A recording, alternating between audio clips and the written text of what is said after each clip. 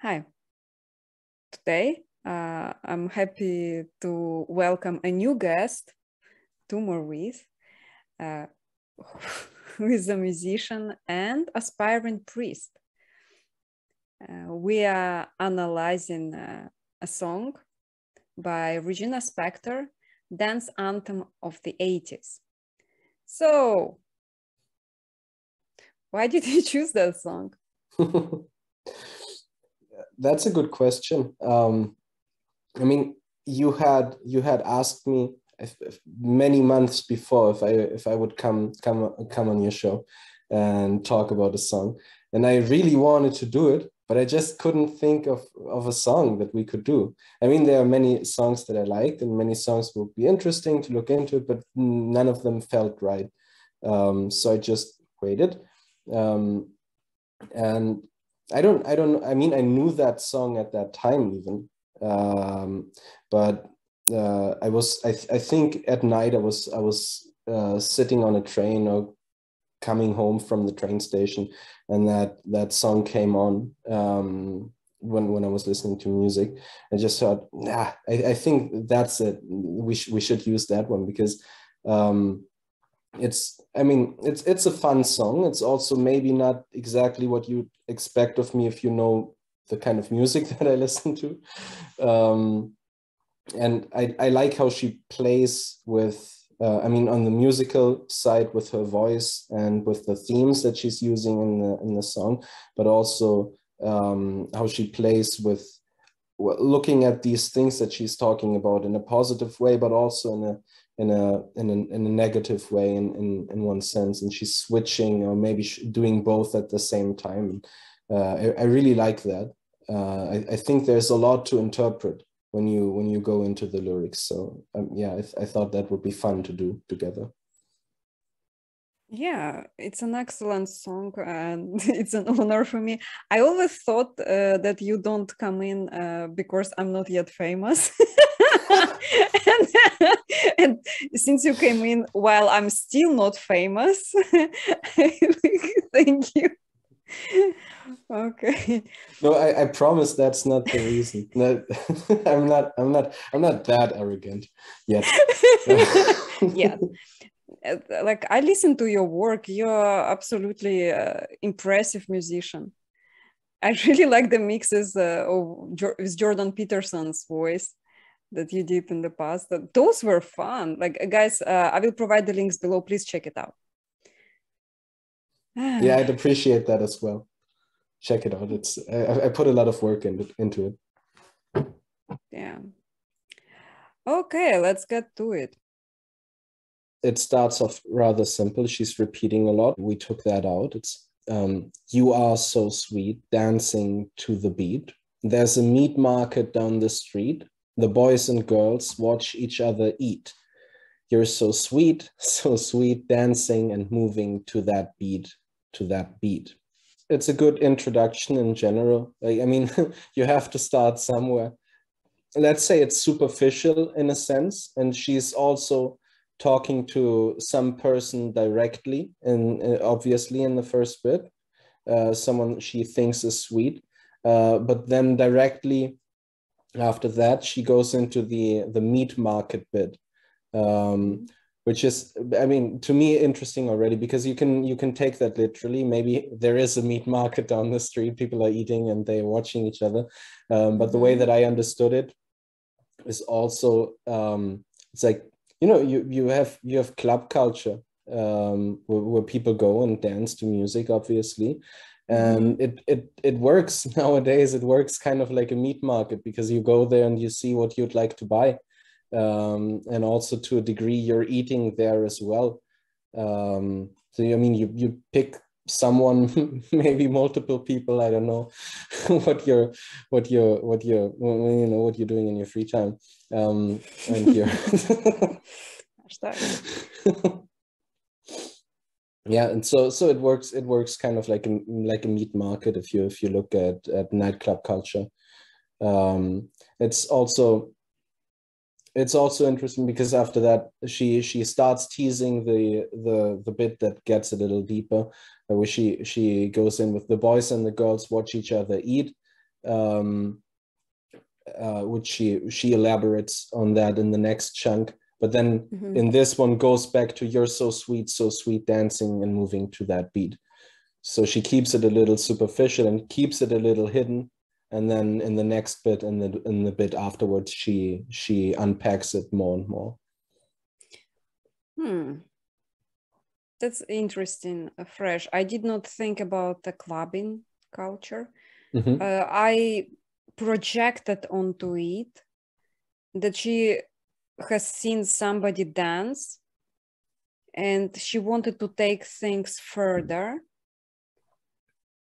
very carefully. So she takes action. She addresses that one particular person and she invites that person to eat.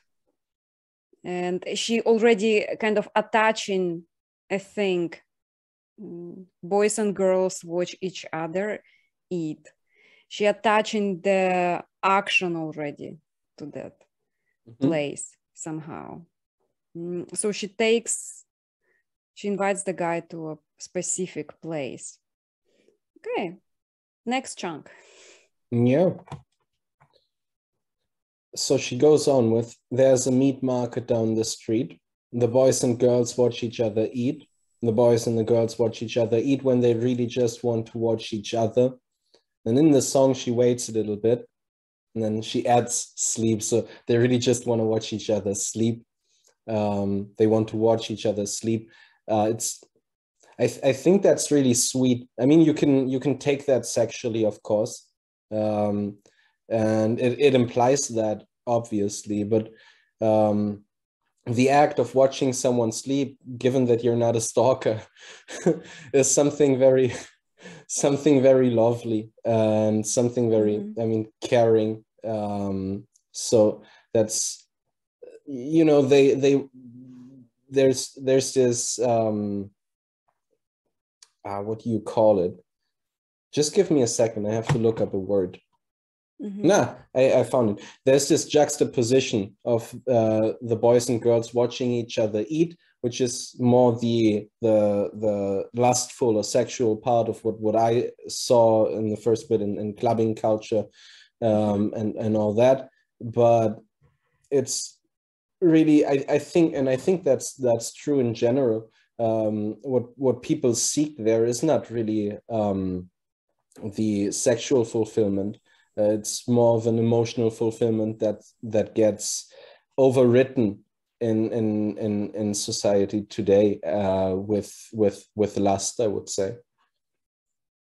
And that's something that to me comes through in that bit. Yeah, I see your point of view. I think she describes two levels here. One level of action and the other level of intent or wishes. So when she invites him to eat at the place, at the meat market down the street, she says, "We will go and watch each other eat, but really, even further, I want to take it." So she gets further. "I want to watch you sleep." While saying it very carelessly somehow. Boys and girls generally want to watch each other sleep. Sleep, sleep, sleep. Yes, I see what you mean. That makes a lot of sense as well. Yeah, so she takes step by step, like it's like Inception, let's say. She starts, "You're so sweet. Let's take action, go further to that place we will eat. Boys and girls will watch each other eat, but really it goes further. They want to watch each other sleep." So she's like starting from sweet to sleep already. Like it escalates pretty quickly. So there is already this personality that kind of comes forward. So she takes action, but she really escalates things. It's like wrecking ball. She comes like a wrecking ball at that guy. Interesting. Yeah, I definitely see that, for sure. With that, we're in the second half of the song, and in that, but we have a very clear break with the musical pattern that we've seen before, if you listen to the song. And it's getting, I mean, the first one was more upbeat and rather happy in the melodies. And this one, it's not that it's not happy, but it has something,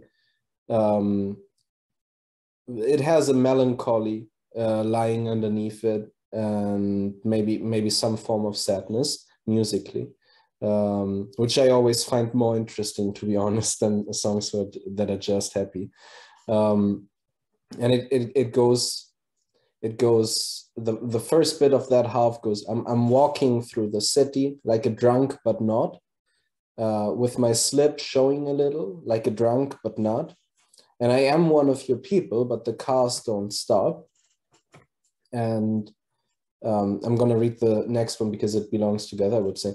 And it's been a long time since before I've been touched. Now I'm getting touched all the time. And it's only a matter of whom, and it's only a matter of when. Which then escalates in an addiction to hands and feet. There's a meat market down the street. The boys and girls watch each other eat when they really just want to watch each other sleep. And I think that gets really, really interesting. I mean, we're maybe over-analyzing, who knows? But I think that's a lot of fun in when you look at songs in general. So I don't think that it matters. The bit that I don't really get, and maybe you can tell me first what you think about it, is the like a drunk but not in both cases. I don't really understand what she's saying with that. I'm walking through the city like a drunk but not, maybe the carelessness that you'd have when you were drunk but you're not, and the same thing with parts of her clothing showing that she maybe shouldn't show to the public. I think that is intentional, walking and pretending to be drunk so that she can easier get the boy, or so this is like I'm walking like, and like I'm moving my hips, let's say, and I'm pretending leaning a little bit, that I'm laughing louder, and I'm turning, look at me, people, like I'm doing that action to get attention to me. And I kind of recognize that behavior. It's you acting like a drunk in order to draw attention to yourself. When sometimes you see the loudest person in the room, like you easily can imagine that person holding a beer, but sometimes it's not. Sometimes just the person wants to get attention. So I would translate that I'm walking through the city loud and kind of trying to get attention from people. Like she even reveals it to the cars. She wants the cars to stop. Like, yeah, I see. She did not do that in the past, and she was not touched. The moment she started doing that, acting like that, she started to get touched. And even somehow I read that she revealed that in the words of loneliness. It had been a long time since before I have been touched. Now I'm getting touched all the time. Oh, melancholy. I don't know why I read loneliness into that. Yeah, I mean, in a sense, for sure. But it's also it's like a weird double twist, because in the time before she had been touched in general, you could see loneliness in that. And then she says, no, I'm getting touched all the time. The way that she says it or sings it in the song doesn't sound too happy, to be honest. Yeah. So now that she is getting touched all the time, with only a matter of whom and when, I think this loneliness that she might have felt before, that you might see in this instance, might have seen in this instance before, is, I think, only amplified, because this kind of meat market sexuality is not really something that gives you company or emotional company, but it shows you your loneliness even more, I think, because when you're with people and you don't really connect to them, that makes you feel far more lonely, I would say, than when you're alone, because that's normal loneliness. But when you're surrounded by people but you can make no connection whatsoever, that's real loneliness, I would say. And so the last bit, with an addiction to hands and feet, I think that sentence is so interesting, like symbolically so interesting, because I mean, you can see it, you can say it's like a foot fetish or something like that, or hand fetish, but that's not really what I see in that, to be honest, because it's the hands and the feet are the extremities that are furthest, like the furthest, very far away from your heart or from your center, and it's the farthest away that you can get with still staying in your body, let's say. So when you're addicted to the hands and feet of feet and other people, then you're addicted only to the parts that are furthest away from their core being, or from their being in general, which again is what we see in hookup culture today, is the way that people connect to other people is only to their extremities. It's not to their beings in like in reality, to their true beings. So we see this addiction to hands and feet definitely in many people today. It's strange. When she said addiction to hands and feet, I thought it's dancing and touching, because those are the actions that she exposed. I did not take it further to the hookup culture, but it might be because she got serious and she got into depth. I understood it superficially. I'm walking, I'm dancing, or I'm watching you dancing, and I want to feel touched. So addiction to hands, I want to feel touched. Addiction to feet, I want to dance, or I want to walk or something. But it is true that current hookup culture, like I'm not a big fan though, does not allow for true connection. It's like, it's like if you want to drink a glass of water, but instead you're just looking at the picture of water. That's how I see it.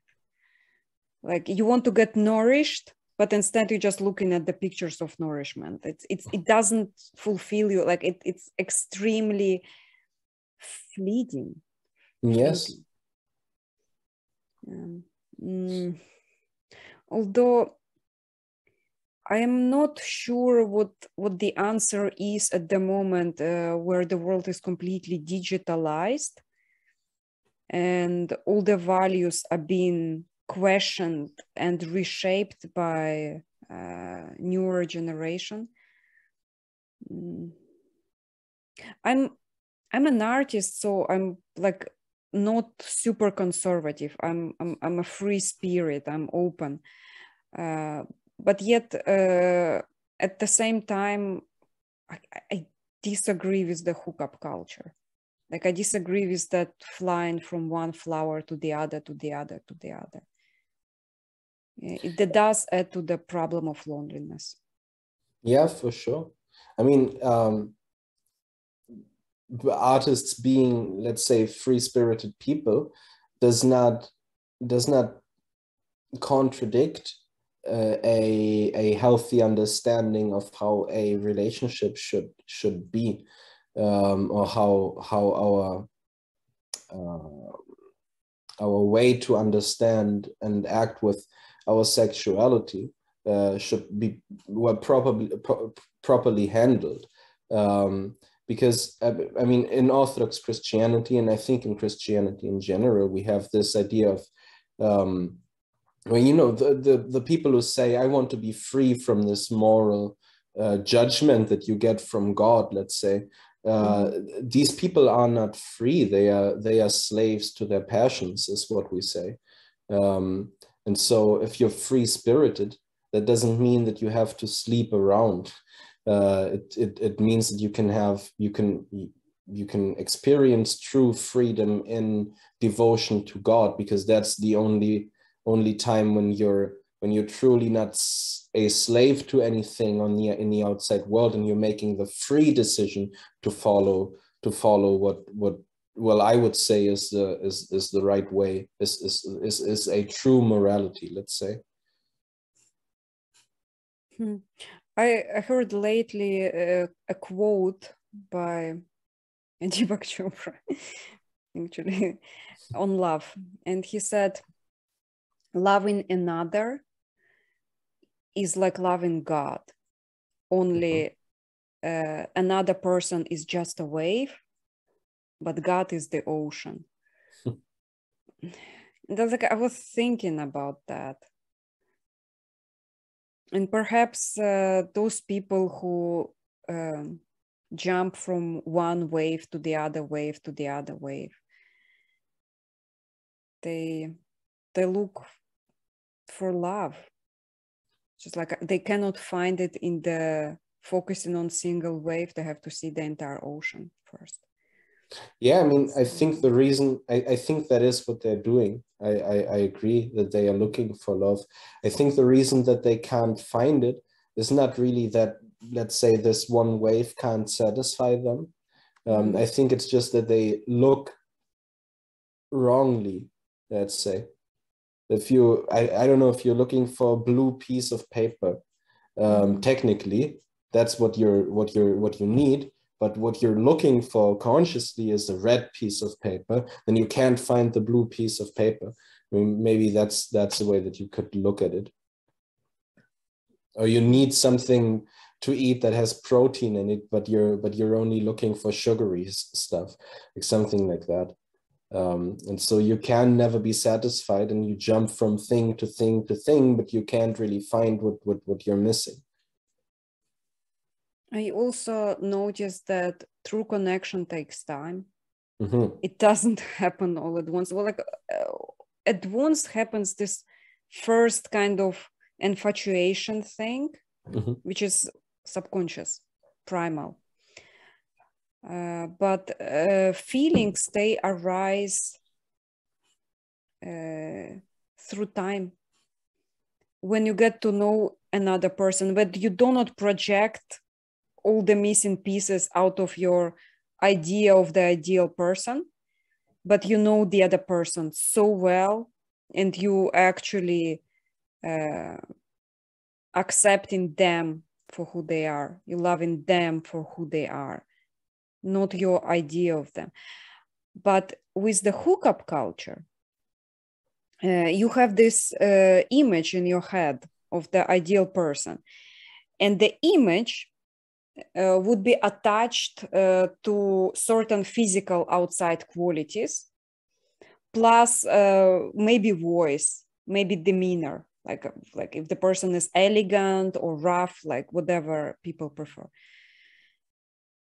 And you live out this fantasy. So you meet a person who like kind of meets the narrative, you relive your fantasy, and then you go before you find out the true person behind your imagination. And that's a shame.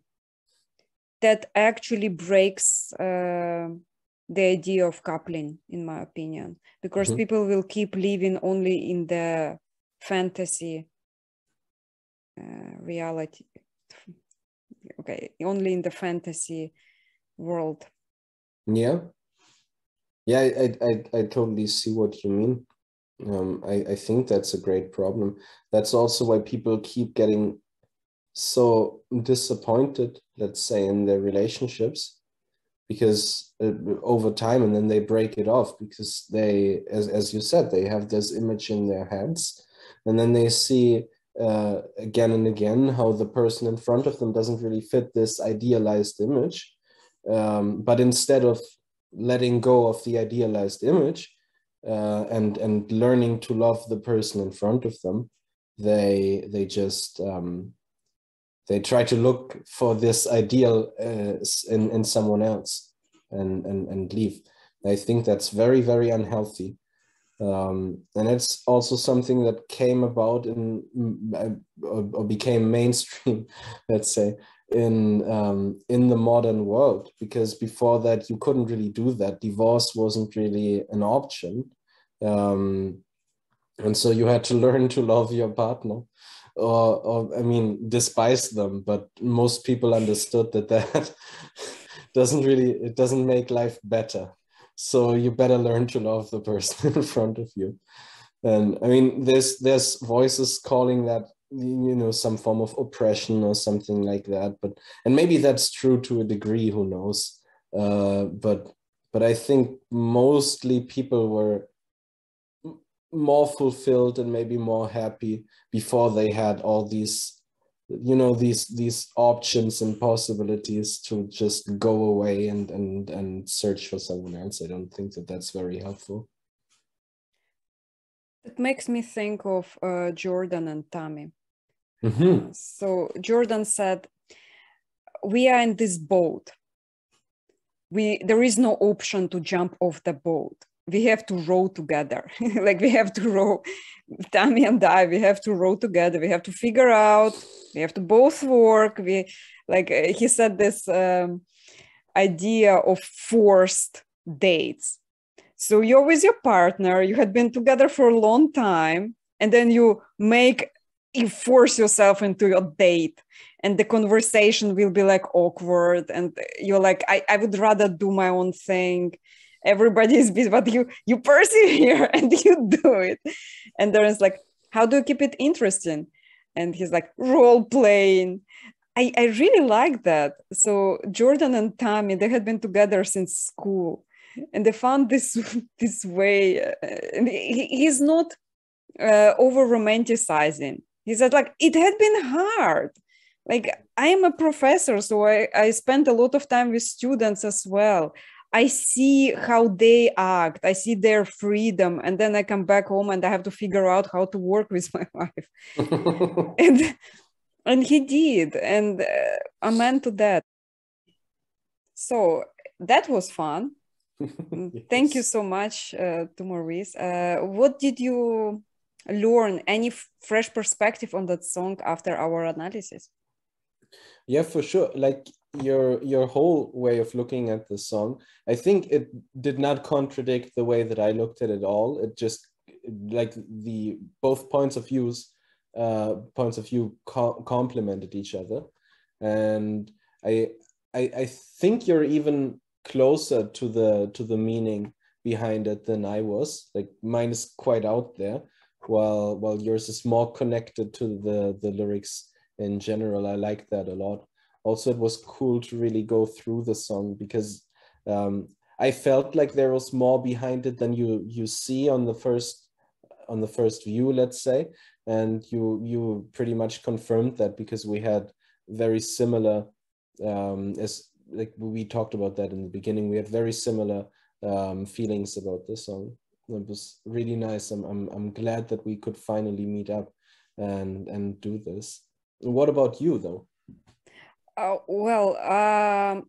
I seen a fresh perspective on that song that actually filled in the gaps in my understanding of the song, and that, thank you for that. It was a fun analysis, and I'm absolutely grateful for your free time, which is accidentally the sponsor of our today's podcast. Free time. Guys, check out all the links I provide below about how to support this amazing artist, aspiring priest 2mørVs. Listen to his music, leave a review, write a comment. again, from all my heart, thank you and bye. My pleasure. God bless you all.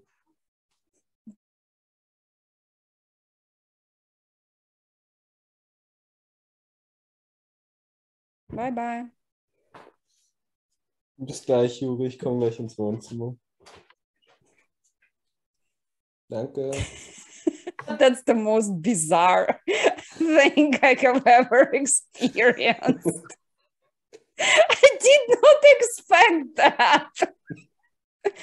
That was fun, by the way. Yes. For me too. I'm so happy to give that advice for the second time this week.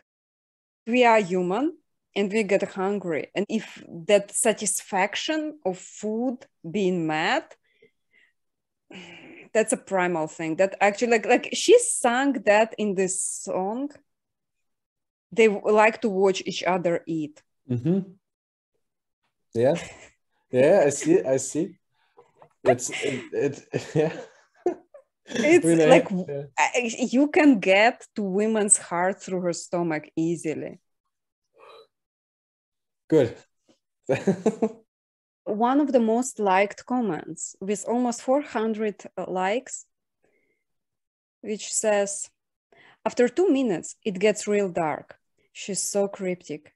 She embellishes pain and deeper issues with frolic and playful lyrics, but there is often dark undertones.